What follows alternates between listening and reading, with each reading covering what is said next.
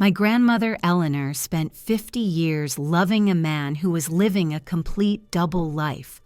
While she raised his children in Seattle, he was building a second family in Vancouver. Different wife, different sons, different life. For 35 years, he funneled our family's wealth across the border, $15,000 at a time, creating a $25 million empire for the family that shouldn't exist. Then he died, and his secret should have died with him. But he made one mistake. He made me, an estate attorney, the executor of his will, and I was about to expose everything. The brittle parchment of the deed, yellowed with a cruel passage of time, lay innocently upon my grandfather's desk, its ornate script, a deceptive veil over the gaping chasm that was about to swallow not just a family fortune, but the very bedrock of loyalty, love, and the sacred trust that binds a lineage. I traced the recurring $15,000 outgoing wire transfer on the accompanying bank statements with a hand that had suddenly grown cold and foreign, my seasoned attorney's eye instantly recognizing the insidious rhythm of a decades-long financial siphon, a meticulously orchestrated flow of wealth that hummed with a terrifying, unspoken secret so profoundly insidious it would soon shatter the tranquil mosaic of our shared history into a million irreparable shards. And as the stark numbers blurred before my suddenly watering eyes, a cold, creeping dread seeped into my very bones, confirming that the man we had so recently mourned, the quiet patriarch we had all revered, had meticulously constructed and inhabited an entire parallel existence, a monumental edifice of calculated deception stretching back further than I had even been alive. This wasn't merely a forgotten debt or a minor lapse in judgment, easily rectified or dismissed. This was an architected double life, built layer by painstaking layer, designed to defraud and betray.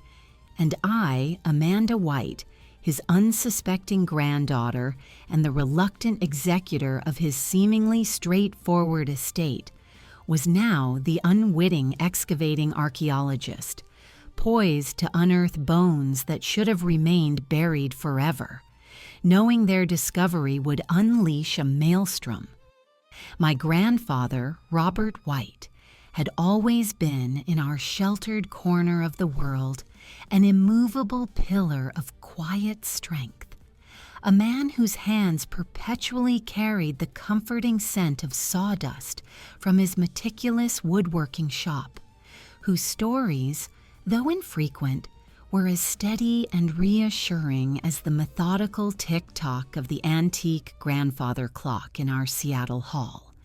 He had passed away peacefully in his sleep 2 months prior, at the venerable age of 86, leaving behind a legacy we all thought we understood implicitly, a loving, devoted husband to my grandmother, Eleanor, a steadfast father to my own father, Michael, and my aunts, Sarah and Emily, and a kind, if somewhat reserved, patriarch to his 5 cherished grandchildren.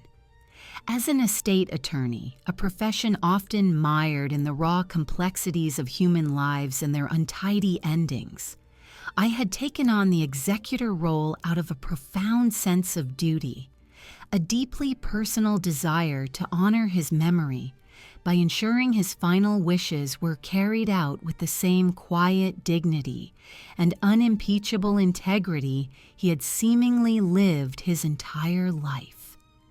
I had envisioned a straightforward division of his modest assets, a scattering of sentimental heirlooms, and a quiet, respectful closing of a beautifully lived chapter.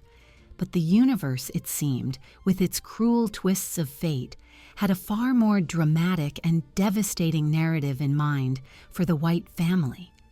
My grandmother, Eleanor, had been the radiant sun in our tightly knit family's orbit, a woman of gentle humor, unshakable grace, and an almost ethereal serenity, whose vibrant presence still felt like a warm, faded quilt draped protectively over our collective memories. She had passed 5 years before Robert, a slow, agonizing decline from Alzheimer's, a cruelty of nature that gradually robbed her of her brilliant, sparkling mind, but I now realized with a horrifying, gut-wrenching twist of fate, also mercifully spared her the crushing, annihilating weight of a truth that would have utterly obliterated her gentle spirit. Robert, or the man we believed to be Robert, had doted on her, or so we all absolutely believed, tending to her every need with a quiet, unwavering devotion during her long illness, sitting patiently by her bedside for hours, holding her frail hand, his eyes often misting with a profound grief we all shared, a grief that now felt like a grotesque mockery.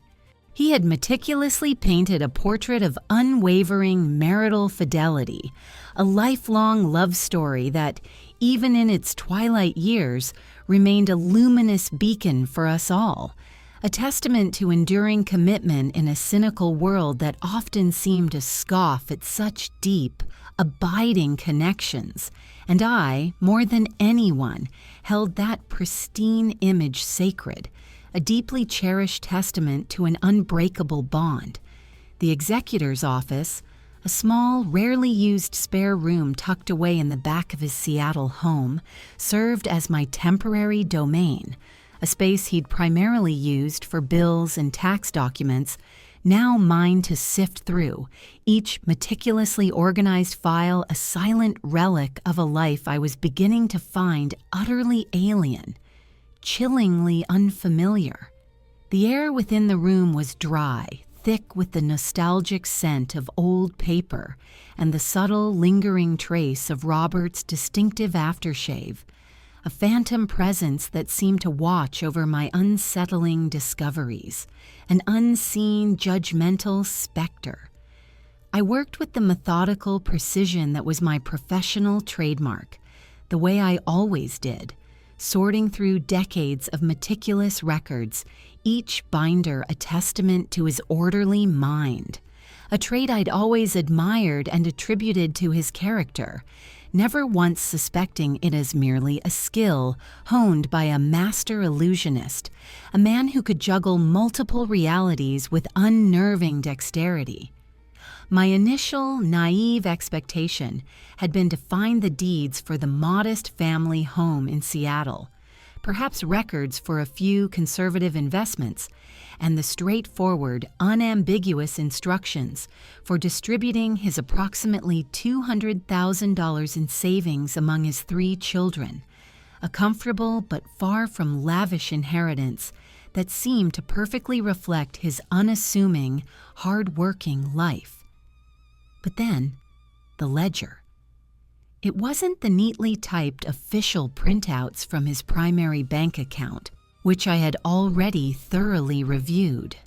This was a slim, leather-bound notebook, its cover worn smooth from years of handling, tucked discreetly beneath a stack of innocuous utility bills, its pages filled with his familiar, elegant looping script, detailing transfers from an account I didn't recognize, an account deliberately separated from his known finances. The recipient address was undeniably in Vancouver, Canada. My brow furrowed, a sharp line of confusion appearing between my eyebrows.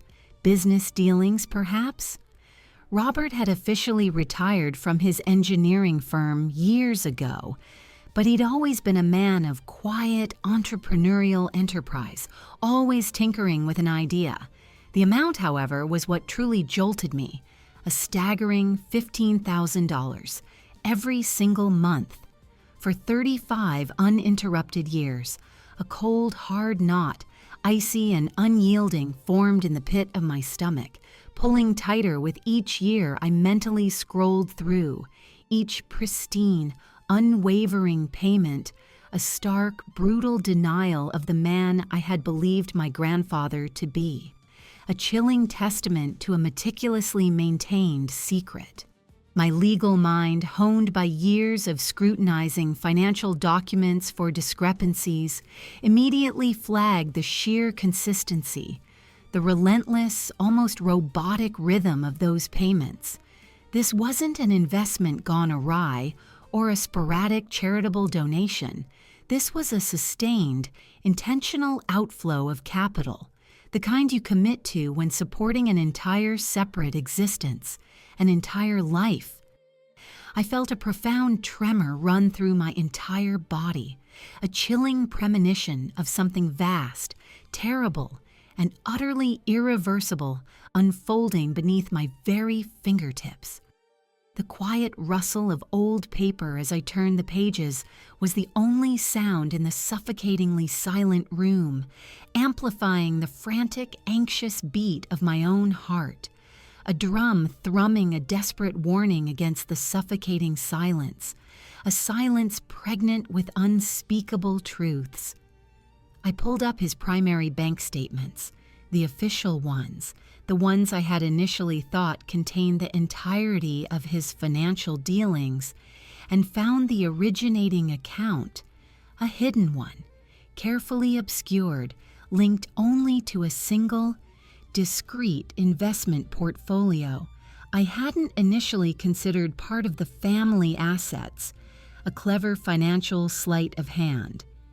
This account, a silent, almost invisible conduit, fed the Vancouver transfers, a financial umbilical cord stretching across the international border, meticulously draining resources for decades. It was a phantom limb of his finances, cleverly separated from the main body, ensuring its existence was nearly invisible to anyone not looking for precisely this kind of insidious subterfuge. My breath caught in my throat, a sharp, ragged gasp. The faint scent of old paper in the room now felt suffocating, closing in around me with the crushing weight of unspeakable secrets. Each revelation a tightening band around my chest. My fingers, usually steady and precise, fumbled clumsily through file after file, a growing, frantic desperation guiding them, spurred by a chilling, undeniable certainty that the innocuous leather-bound ledger was merely the first, fragile thread of a much larger, darker, infinitely more complex tapestry. I found a second passport tucked deep inside a cleverly constructed false bottom of an old wooden chest in his study, a Canadian one, bearing his picture, but with a slight, almost imperceptible difference in the signature, a subtle alteration that spoke volumes of a dual identity. My eyes, wide with disbelief, scanned the entry stamps, a symmetrical, almost rhythmic dance of Seattle and Vancouver dates, alternating months, sometimes even weeks, a chilling pattern emerging. My grandfather hadn't simply traveled for business, as he'd always so casually claimed both families. He had simply walked from one life into another, shedding one identity as easily as he changed continents. His existence, a carefully choreographed ballet of deception, and the chilling implications of this simple travel pattern sent a dizzying wave of nausea through me, threatening to buckle my knees. Then came the photographs, tucked meticulously in a small, unmarked envelope in the same chest, nestled beneath the false bottom, a collection of glossy squares that would utterly shatter my world. A woman strikingly beautiful, much younger than Eleanor, with vibrant red hair and a dazzling, infectious smile, her arm linked possessively through Robert's. A wedding photo, pristine and formal, dated 1977, a full year before he married my grandmother Eleanor. My hands started to shake uncontrollably, the glossy surface of the photo feeling impossibly cold and alien against my trembling skin, a tangible artifact of a monumental betrayal. There were children in other pictures growing up year by year, two sons clearly, undeniably resembling Robert, their faces beaming with an unfamiliar, joyous exuberance. Birthday parties, graduations, Christmases, an entire parallel universe captured on film, a life so vibrant, so real, so unequivocally lived, it mocked the very foundation of my own existence, turning my reality into a cruel, elaborate joke. My grandmother, Eleanor, the woman I loved and respected more than words could ever convey, had been living a lie. Every single day of her married life, every tender touch, every shared laugh, and the brutal, annihilating weight of that revelation made it hard, impossibly hard to even draw breath. The total amount transferred was staggering, almost inconceivable, over $6 million or $15,000 a month for 35 long, deceitful years. $6 million siphoned away, not into some illicit, nefarious scheme, but into the vibrant, tangible, unequivocally real existence of another family, a family that had flourished while ours had been unknowingly starved of resources and, more importantly, truth. My stomach twisted with a sickening, violent lurch as I finally grasped the sheer, monumental scale of the betrayal. Not just financial, but deeply existentially personal. My mind reeled, frantically trying to reconcile the cherished image of the devoted husband and father with this meticulously engineered, monstrous deception. Each additional photograph I uncovered felt like a direct personal assault, a cruel, calculated joke played on Eleanor, whose gentle spirit had never, ever deserved such a brutal, unforgivable reality. I found yet another will, a separate one, not filed with the primary estate documents, cleverly hidden within a Canadian bank statement. It was dated just a few months before his death, outlining the distribution of assets held exclusively in Canada. The sheer audacity of it, the audacious scope of his deceit, left me gasping for air, clutching at my chest. A $12 million house tucked away elegantly in West Vancouver, boasting panoramic, breathtaking ocean views, a world away from the modest split level in Seattle we called home. Business investments worth another $8 million, generating a quiet, continuous, and highly lucrative income. And to twist the knife further, life insurance policies totaling $5 million, all meticulously earmarked for the Vancouver family. Margaret, his second wife, and their 2 sons, John and David, and their 5 children. My breath hitched again. 5 grandchildren I had never known existed, their existence a silent condemnation of my own family's ignorance. Contrast that, I thought bitterly, with the meager inheritance left to my own father, my aunts, and by extension our unsuspecting family. The modest Seattle house probably worth around $800,000 in today's market, and the paltry $200,000 in savings. A grand total of $1 million versus a staggering $25 million. The disparity wasn't just financial. It was a screaming, undeniable testament to where Robert White's true priorities, his true affections, his true allegiances had always, ultimately, lain. We were the American family, the forgotten, the collateral damage in his grand, deceitful, and monstrous design. The air in the quiet room grew thick with the acrid stench of betrayal, a metallic tang that made my teeth ache and my head pound. The more I delved, the clearer, the more horrifying the picture became. Robert had been living a complete, elaborate double life since 1978, balancing 2 entire families, 2 separate existences, with an almost pathological precision.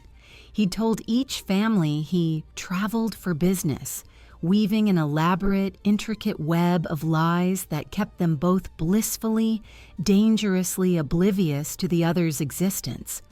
His Canadian children, The documents revealed through old letters and meticulously kept journals found in the same hidden chest had known about the American family, us, but were sworn to absolute secrecy. Margaret, his second wife, had known about Eleanor, about the first marriage, and had not only accepted the arrangement but had actively participated in its perpetuation. They were all complicit, silently benefiting from the decades of deception. Their comfort built on a foundation of lies, while my grandmother, Eleanor, lived and tragically died believing in a faithful, devoted husband who was, in fact, orchestrating a monumental, unforgivable fraud. The thought made my vision blur with hot, stinging tears, a silent, desperate cry for the injustice of it all. My grandmother, Eleanor, her gentle, loving hands, her warm, infectious laugh, her unwavering, implicit belief in the fundamental goodness of her husband. She had knitted Robert sweaters with intricate patterns, packed his suitcases meticulously for his endless business trips, waited for him patiently by the window, never once suspecting the unfathomable depths of his deceit. She had died oblivious, her memory, her peace, her very soul untainted by this horrific truth. But now, holding these cold, hard, damning facts, I felt a responsibility heavy as lead in my chest, a crushing moral burden. To expose this truth would be to shatter her idealized memory for my father and aunts, to irrevocably taint their perception of a man they loved and revered. But to keep it secret would be to allow the lie to endure, to let his Canadian family continue to benefit from a fraud built squarely on the ruins of my own family's trust and dignity. The choice, a moral Gordian knot, was a vice, squeezing my heart until it ached with an unbearable, agonizing pressure. The first person I had to tell, undeniably, was my father, Michael. The mere thought twisted my stomach into a tighter, more painful knot than any complex legal brief had ever managed. He was the eldest, the most stoic, a man who had not just respected but deeply idolized his father. I rehearsed the words endlessly in my head, feeling them catch and splinter in my throat, each syllable a sharp shard of glass. How do you tell a son that his entire childhood, his parents' seemingly loving, unwavering marriage, the very foundation of his identity, was a meticulously crafted, elaborate fabrication? I knew with a chilling certainty that it would utterly devastate him, possibly even break him beyond repair, but the truth, once discovered, felt like a dangerous, volatile thing that could not, under any circumstances, be contained. I drove to his house, the familiar streets of Seattle blurring past my tear-filled eyes, each familiar landmark now infused with a new, horrifying falsity. The modest bungalow, the sprawling, overgrown rose bushes Eleanor had tended with such meticulous care, the weathered porch swing where Robert used to read his morning newspaper, seemingly a picture of domestic bliss, every cherished detail now felt imbued with a new, grotesque falsity. My father answered the door, his face etched with the familiar, weary grief of recent loss, a grief I was about to deepen immeasurably. He offered me a weak, hesitant smile, the kind born of shared sorrow and unspoken burdens, and invited me in, utterly oblivious to the seismic, destructive shift that was about to occur within the seemingly stable, familiar four walls of his home. We sat in the living room, the late afternoon light, usually so comforting, now casting long, oppressive shadows across the faded floral wallpaper, a pattern Eleanor had chosen decades ago, a testament to her enduring taste. The air was thick with an unspoken tension, a palpable unease that I alone carried, a heavy cloak of foreboding. "Dad," I began, my voice a thin, reedy whisper, barely recognizable as my own. I found some things while going through Grandpa Robert's papers." He nodded slowly, expecting perhaps a forgotten family photo album, a sentimental letter from a bygone era. His gaze was kind, unsuspecting, filled with a trusting vulnerability. And it was that very kindness, that unwavering trust, that made the brutal words even harder to force out of my constricted throat. I laid out the damning evidence, piece by agonizing, meticulously documented piece. The hidden ledger, the damning wire transfers, the deceptive Canadian passport, the undeniable photographs of another family, the second marriage certificate. Each document felt heavier than the last, a lead weight I was forcing him to bear, a crushing burden I was transferring. His initial reaction was utter disbelief, a slow, dawning horror spreading like a stain across his beloved face. "No," he whispered, shaking his head slowly, his voice raspy, barely audible. "Amanda, this isn't real." His eyes, usually so clear, so steady, darted frantically from the pictures of Robert with another woman, another family, another life, to my own face, searching desperately for a sign that this was some cruel, elaborate joke, some horrifying misunderstanding, a nightmare from which he would soon awaken. He picked up a photo of Robert holding a baby clearly not him or his siblings. His thumb, trembling slightly, traced the infant's tiny, unfamiliar face, a silent, heartbreaking acknowledgement, perhaps of an undeniable, visceral resemblance. Then, the anger began to simmer, a slow, terrifying, incandescent burn behind his eyes, replacing the initial shock with a righteous, boiling rage. He lived a lie, my father said, the words barely audible, laced with a raw, primal pain that felt too deep, too profound for me to fully comprehend.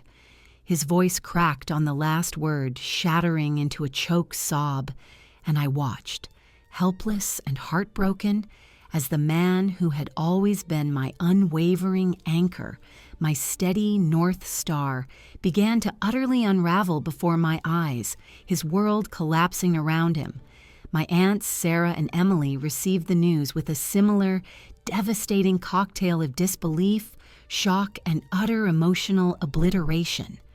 Sarah, always the more openly emotional of the two, dissolved into heart-wrenching tears, her face crumpled with a raw, visceral grief that felt far deeper than just the recent loss of their father.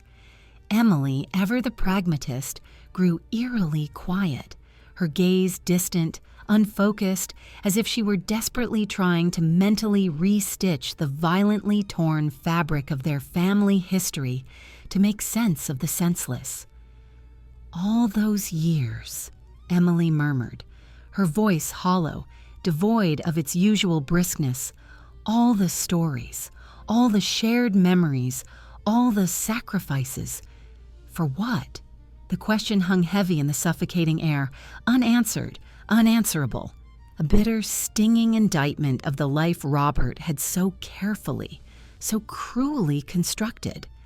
The family was splintering, caught in an agonizing divide between the ingrained desire to preserve a cherished illusion and the burning, visceral need to confront a painful, ugly reality.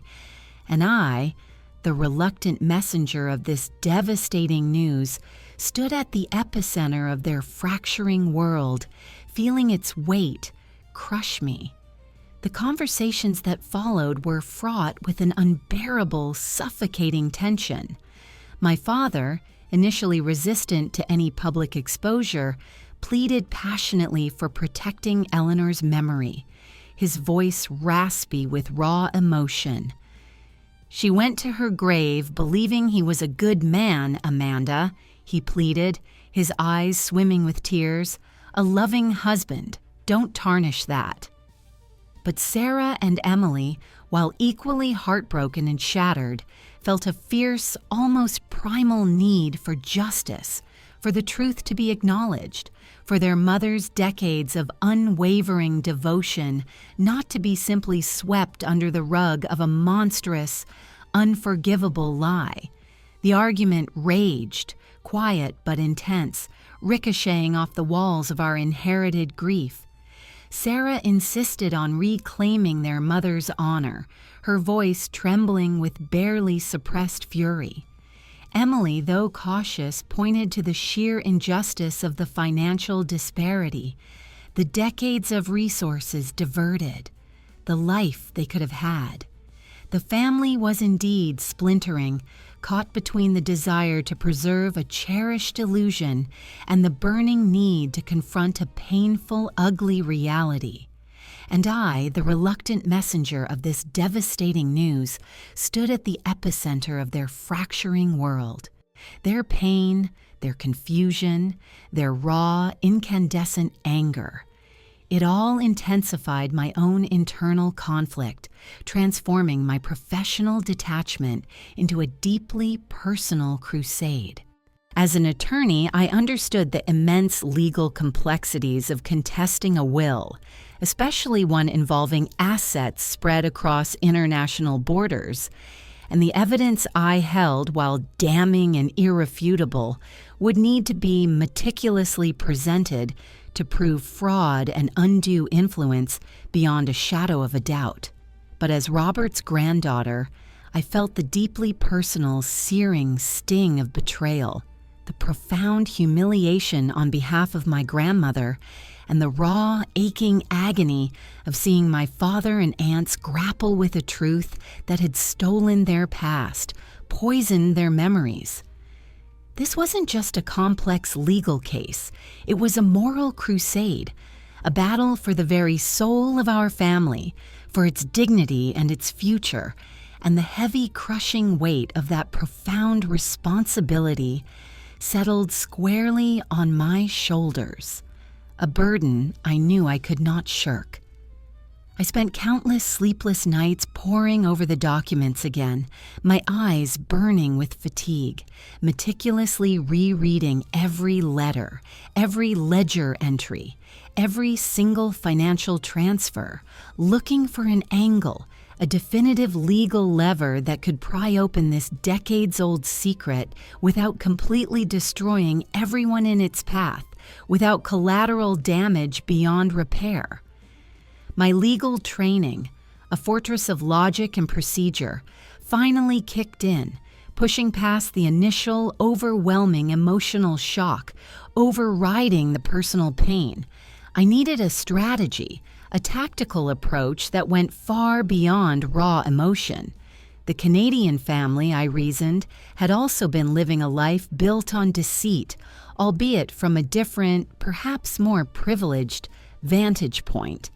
They knew about us, about Eleanor, that complicity, that active concealment, that silent benefiting offered a crucial sliver of leverage, a significant chink in their otherwise impenetrable armor.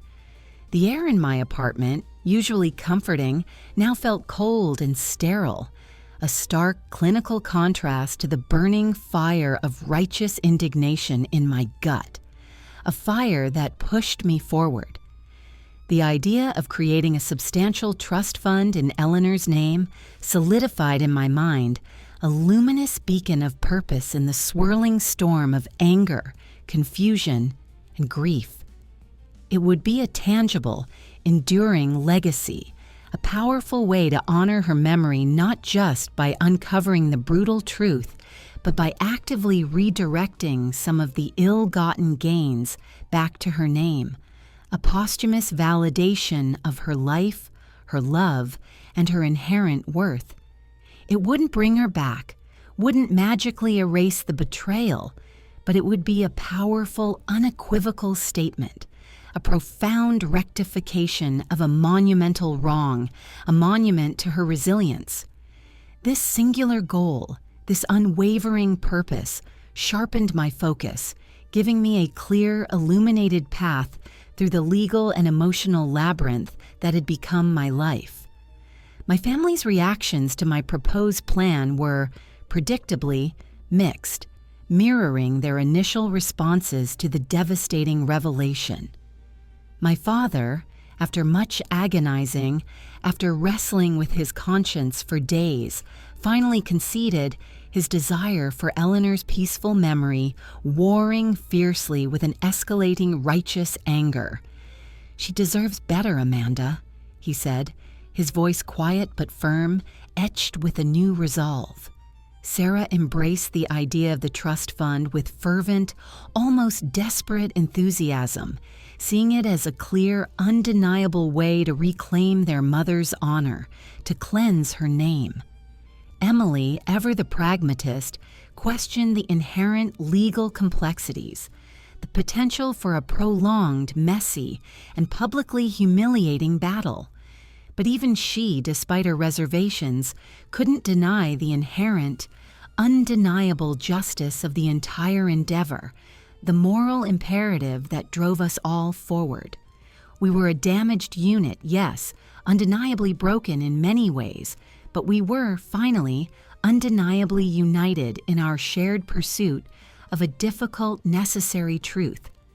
The first decisive step was to file a formal, unequivocal challenge to Robert's will in Washington state, citing irrefutable evidence of marital fraud and undue influence, arguing vehemently that a significant portion of the assets, regardless of where they were physically held, should be legally considered community property, accumulated during his decades-long marriage to Eleanor.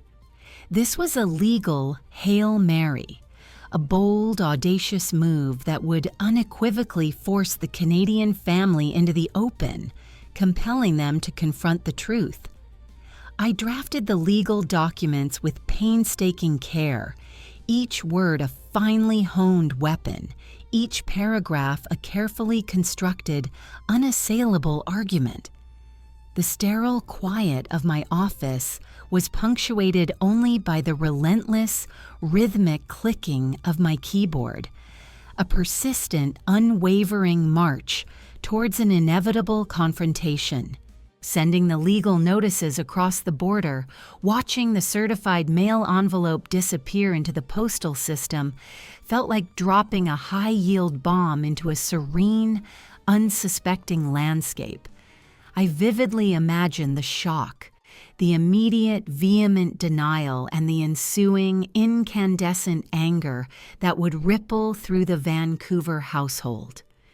For 35 long, comfortable years, they had lived in blissful, or perhaps complicit, silence, their lives built on a bedrock of deception, and now that meticulously constructed foundation was irrevocably crumbling beneath them.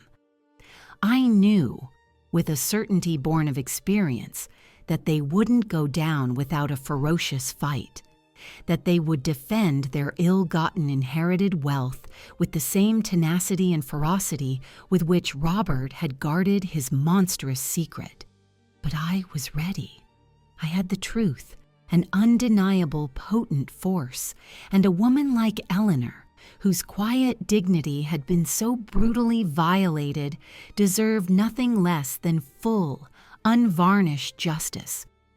The call came 3 weeks later, precisely as I had anticipated, from a Canadian law firm, their tone cold, formal, and utterly dismissive.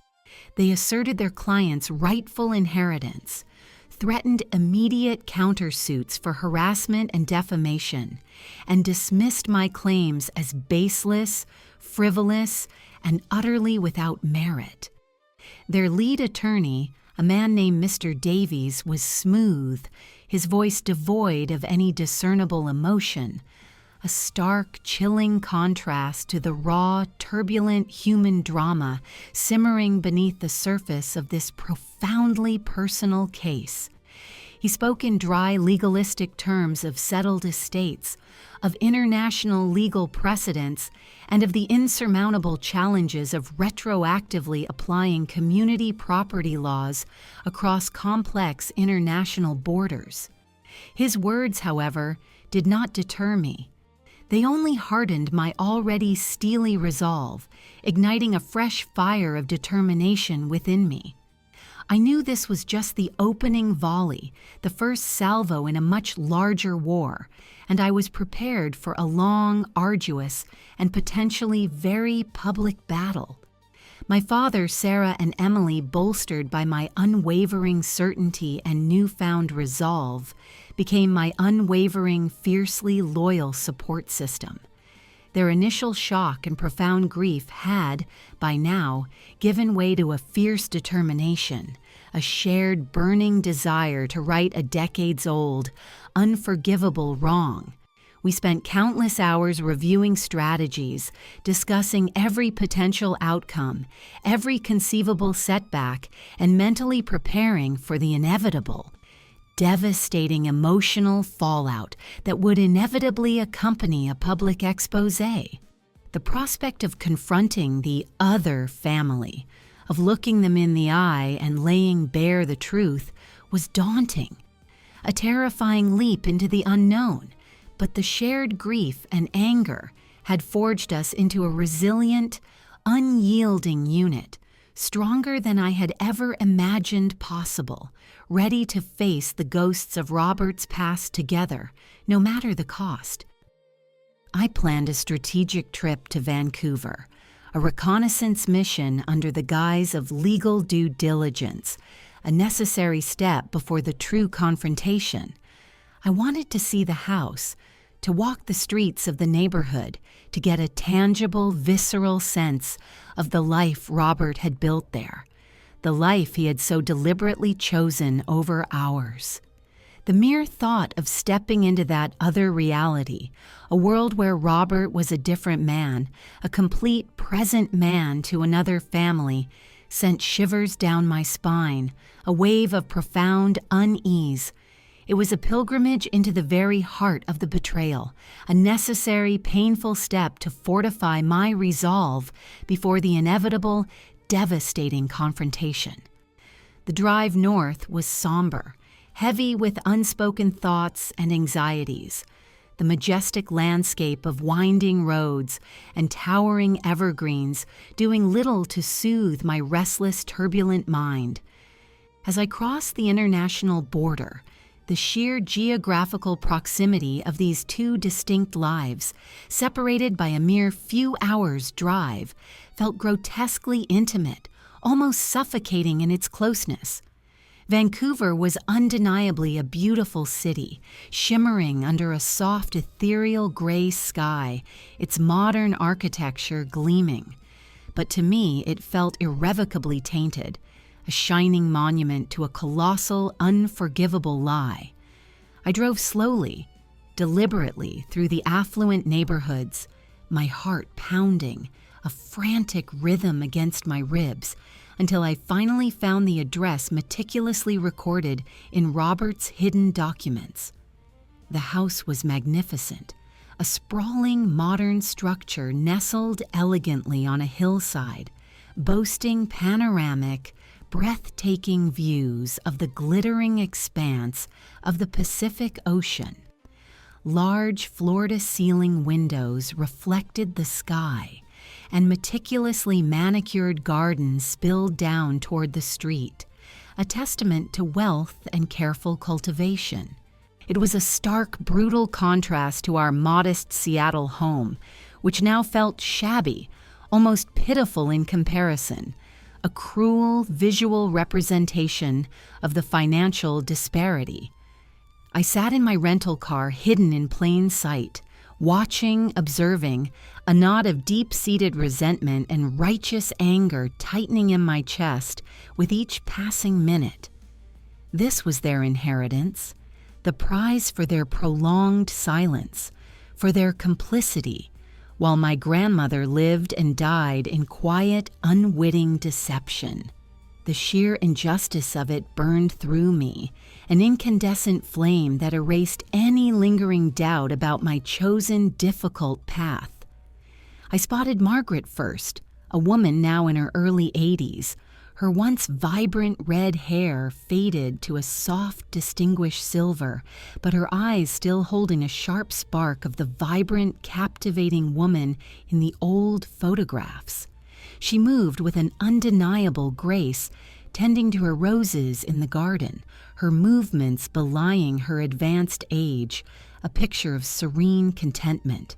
Then the sons, John and David, in their mid-50s, pulled into the driveway in expensive, gleaming cars, their faces bearing Robert's unmistakable features, a brutal physical reminder of the shared lineage. They looked happy, successful, utterly oblivious to the storm I was about to unleash upon their carefully constructed lives. This wasn't just a legal battle. It was a deeply personal confrontation, a profound reckoning that would rip apart the fabric of two families, irrevocably altering their realities. And I was the one holding the scissors, the one who would initiate the inevitable, destructive cut. The weight of that power, that immense destructive potential, was immense, almost overwhelming. Back in Seattle, fueled by what I had seen, by the undeniable visual evidence of their opulent lives, I intensified my legal preparations with renewed vigor. I hired a private investigator to gather additional, irrefutable evidence, focusing specifically on the intricate paper trail of Robert's Canadian business investments and property holdings, ensuring that every detail, every transaction was meticulously documented and absolutely verifiable. The more evidence I amassed, the stronger, the more unassailable my case became, building an irrefutable narrative of deliberate, systematic deception and profound fraud. My office, once a quiet sanctuary, transformed into a veritable war room, maps of Seattle and Vancouver pinned strategically to the walls, intricate timelines stretching across corkboards, each date a precise marker in Robert's intricate, deceitful web of lies. I spent hours dissecting his financial maneuvering, the subtle ways he had obscured his assets, the careful, almost artistic way he had separated his two financial lives, making the task all the more challenging, but also, in a strange way, intellectually stimulating. I arranged a formal mediation session, a neutral ground, a sterile conference room designed for such fraud encounters, to attempt a settlement before escalating to a full-blown, potentially devastating court battle. My father, Sarah, and Emily would accompany me. It was crucial for the Canadian family to see the faces of those they had unwittingly or knowingly wronged, to understand the human cost of Robert's deception.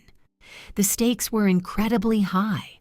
This was our chance to lay bare the truth, to demand a measure of justice, to reclaim what was rightfully ours, without completely destroying everyone involved, although I knew the latter was a difficult promise to keep. The tension in our small group was palpable, a tightly coiled spring ready to snap, ready to unleash years of pent-up anger and grief. The day of the mediation dawned gray and drizzly, mirroring the somber, heavy mood that had settled over us like a shroud. We met in a downtown Seattle office, a sterile, impersonal space, deliberately chosen for such fraught, emotionally charged encounters. Across the long, polished mahogany table sat Margaret, John, and David, flanked by their impassive attorney, Mr. Davies. Margaret's face, though aged, still held a proud defiance, a hint of the spirited woman in the photographs. John and David wore expressions ranging from guarded curiosity to outright thinly veiled hostility, their gazes flitting nervously between us and their lawyer. There was no warmth, no flicker of recognition, only the cold, hard, undeniable reality of two families, irrevocably linked by one man's monumental deceit, meeting for the very first time under the most painful, most charged of circumstances, the air thick with unspoken animosity. I began, my voice calm and methodical, though my heart hammered against my ribs, laying out the irrefutable evidence. The damning wire transfers, the two distinct passports, the conflicting marriage certificates, the hidden will, the stark, brutal contrast in inherited assets. I presented a detailed chronological timeline of Robert's elaborate double life, the alternating months, the calculated deceptions, the intricate lies. My voice, usually firm and steady in court, wavered almost imperceptibly as I spoke of Eleanor, of her unwavering love and implicit trust, of the ultimate crushing betrayal she suffered in blissful ignorance, her innocent joy, a tragic counterpoint to his deceit. My words, precise and unvarnished, cut through the tense, suffocating silence, each fact a hammer blow against the Canadian family's carefully constructed reality, chipping away at their defenses. Margaret, initially stoic and defiant, grew visibly agitated, her composure fracturing under the relentless weight of the truth. John and David's faces, at first impassive and guarded, began to show undeniable cracks of shock, then growing, simmering anger, then raw fear. But I had the incontrovertible evidence, the letters from Robert to them, explicitly stating Eleanor was alive, warning them repeatedly of the absolute need for secrecy, of the delicate balance he maintained. Their faces, once so self-assured and confident, now betrayed a flicker of panicked understanding, a dawning realization of their own complicity. Mr. Davies, their attorney, though visibly discomforted by the cascade of evidence, maintained a cool, professional facade, trying desperately to poke holes in my meticulously constructed arguments. But the paper trail was simply too robust, too damning, too utterly irrefutable. The mediator, a woman with a kind but firm demeanor, intervened, her voice a calm balm in the storm, urging both sides to consider the immense human cost, the collateral damage that would inevitably follow. She spoke eloquently of legacy, of reputation, of the inevitable, humiliating public scrutiny should this case proceed to trial. The prospect of a messy, embarrassing, and highly publicized public spectacle, especially one that exposed Robert's double life to the entire world, hung heavy and ominous in the air, a sword of Damocles. For John and David, men of business and public standing, this was a significant immediate threat to their carefully cultivated images, their professional reputations. For Margaret, it was the ultimate humiliation, the shattering of the last vestiges of her husband's carefully crafted persona, the complete obliteration of her own life's narrative.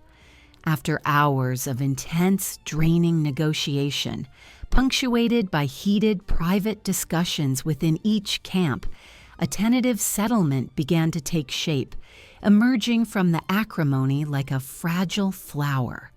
The Canadian family, facing the overwhelming, undeniable evidence and the devastating threat of public exposure, finally, begrudgingly conceded. They were not willing to gamble their reputation, their considerable financial standing, and the substantial portion of the inheritance they stood to irrevocably lose in a prolonged, humiliating court battle where the brutal truth of Robert's decades-long deceit would be laid bare for all to see, dissected by the media. The numbers were still hard to swallow, a bitter pill for both sides, but it was a victory, a significant one, a testament to the power of truth. We wouldn't get a full 50-50 split, but it was a substantial financial recovery, a profound, undeniable recognition of Eleanor's rightful claim, her decades of unwavering devotion. The agreement stipulated a significant redistribution of assets.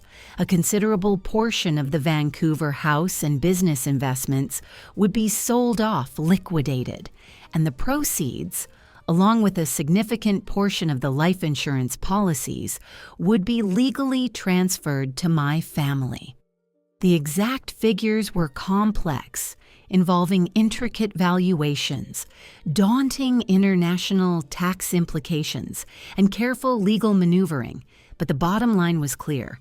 My family would receive an additional $8 million, bringing our total inheritance to roughly $9 million, a far cry from the original, paltry $200,000, and a substantial, undeniable cut into the Canadian family's once seemingly untouchable $25 million.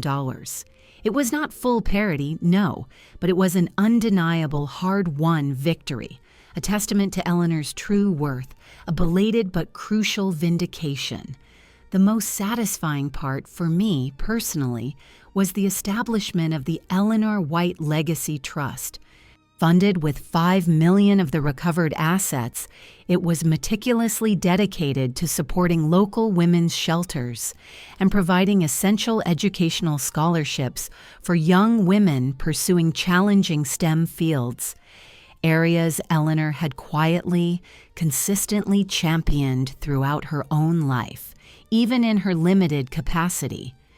It was a tangible, enduring tribute to her gentle, resilient spirit, a powerful way to ensure her name, once sullied by a monstrous, unforgivable lie, would now be forever associated with empowerment, compassion, and unwavering strength.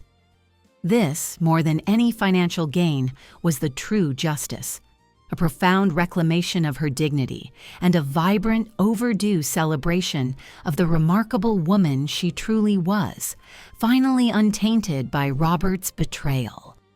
The final signing of the settlement documents was a quiet, somber affair, devoid of any discernible emotion, a mere formality, a procedural conclusion to a deeply personal war. The air in the room was thick with a palpable, defeated silence from the Canadian side, and a quiet, weary triumph from ours. Margaret looked older, her face etched with a profound sadness, perhaps for the brutal truth of the man she had loved, perhaps for the shattering of her comfortable, deceptive world. John and David avoided our gaze, their expressions a bitter mix of resentment and grudging, forced acceptance. We had exposed their secret, dismantled their inheritance, and in doing so, had irrevocably altered the course of their lives, and I carry the immense weight of that impact, even as I felt the undeniable surge of vindication, of having finally brought a measure of truth to light. In the aftermath, our family began the slow, arduous, deeply personal process of healing. The initial shock and raw anger lingered, a phantom ache, but with the legal battle finally concluded, a fragile, tentative peace began to settle over us. My father, though still profoundly scarred by the devastating revelation, found solace and a measure of redemption in the Eleanor White Legacy Trust, seeing it as a tangible, enduring way to honor his mother, to celebrate her true spirit. Sarah and Emily, too, found a significant measure of closure in the justice achieved, in the undeniable recognition of their mother's profound worth, her enduring legacy. We were scarred, yes, irrevocably altered, but we were also stronger, bound by a truth, however painful, however devastating, that had ultimately set us free, allowing us to truly grieve, to truly heal. I often think of Robert, the enigmatic man who was, in essence, two fundamentally different men.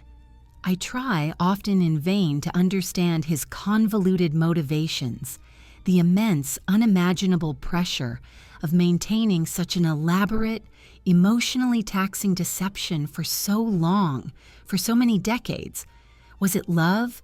A misguided, pathological attempt to keep two families, two distinct worlds, somehow happy? Somehow balanced? Or was it pure, unadulterated selfishness?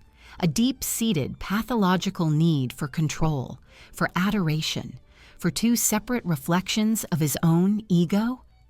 I may never truly know the answer, the full, complex truth of his fractured psyche.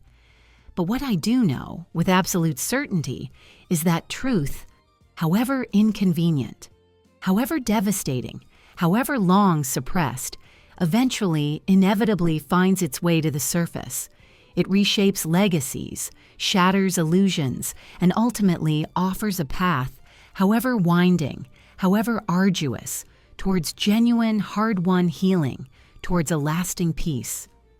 As the sun set over the Seattle skyline, painting the clouds in magnificent hues of rose and gold, I felt a quiet, profound sense of peace, a deep, abiding satisfaction in having been the unlikely architect of justice for a woman whose quiet strength, whose gentle spirit, even in death, had finally, undeniably, brought her truth to light, allowing her legacy to shine brighter than any deception could ever dim. The whispers of the past, though still echoing with the phantom presence of betrayal, now carried a different, more resonant tune, one of remembrance, resilience, and the enduring power of a grandmother's love, finally, truly, and unequivocally honored.